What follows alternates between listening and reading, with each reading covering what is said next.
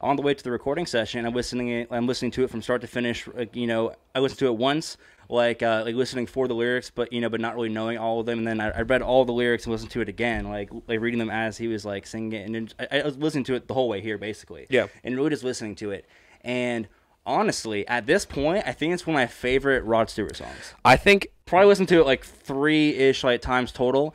And in the context of the car, I had 0 issues. Do you remember when I called you right after the recording session and I talked to you about that same thing? Because I was on a way, like I went to like a Publix or something to get lunch. Yeah. And I remember right afterwards, I was like, I want to hear how it sounds in the car. Like I rated it like what, an A? I think it was an A. Yeah. And I was like pleasantly surprised in the car. Same thing. And I saw comments of people saying it. And I called you and I was like, dude, by the way, you were super right. Like any amount of issue that you hear in stereo isn't there in like pseudo mono when it's 100%. In the car.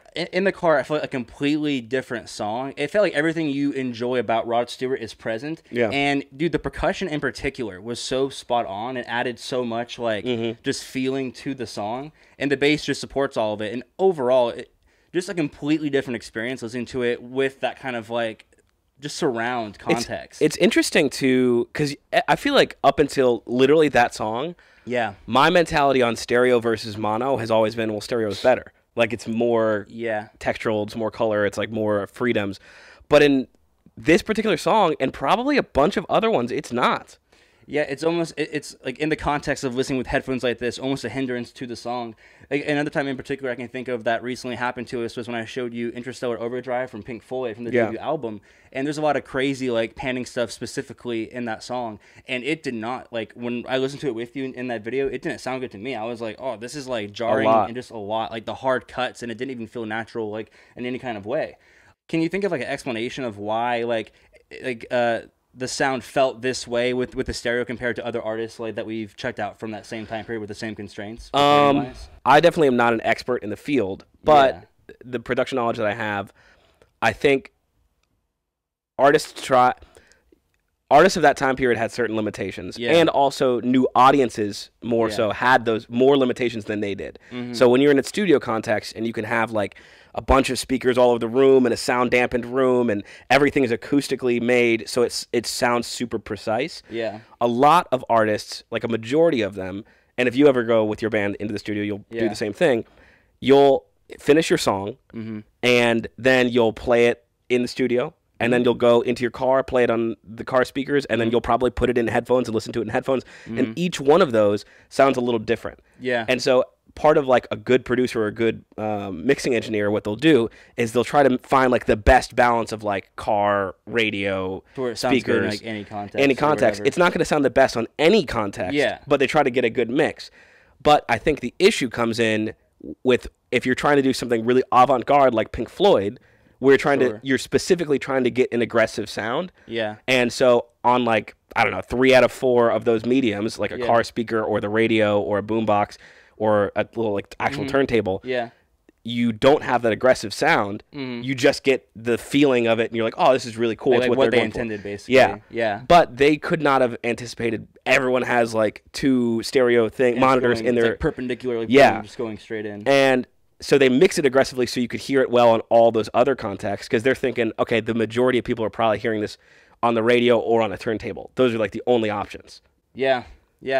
It's just so interesting because, like, we're a fan of like things sounding like garage-esque or like raw, like kind of like the roots of rock and roll type of stuff. Like, but it just felt jarring then. But when I was in my car driving and hearing the song, it literally felt like what rock and roll is all about. Like literally felt like peak like Rod Stewart. I literally was sitting there thinking, I was like, dang, do I like this song more than Maggie May? And the answer is, I think no. I think I like Maggie May more just because it is like a classic in its own sense. But at the same time, I do think that this song, Every Picture Tells a Story, is like my favorite rock and roll song from him. Like maybe Stay With Me from when he was in Faces.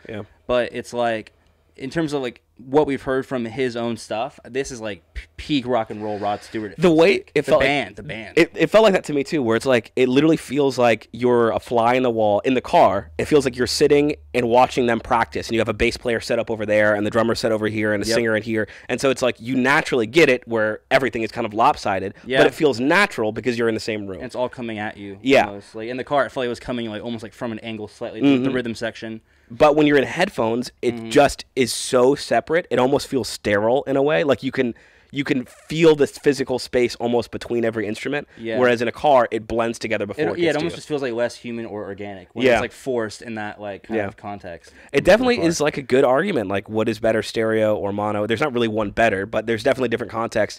And up until honestly that song, I had pretty much considered stereo always to be the better option, and it's just not. It's just not.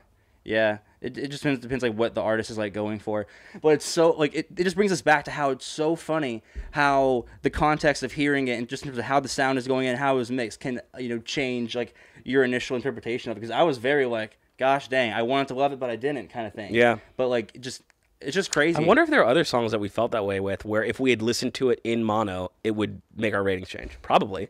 Yeah.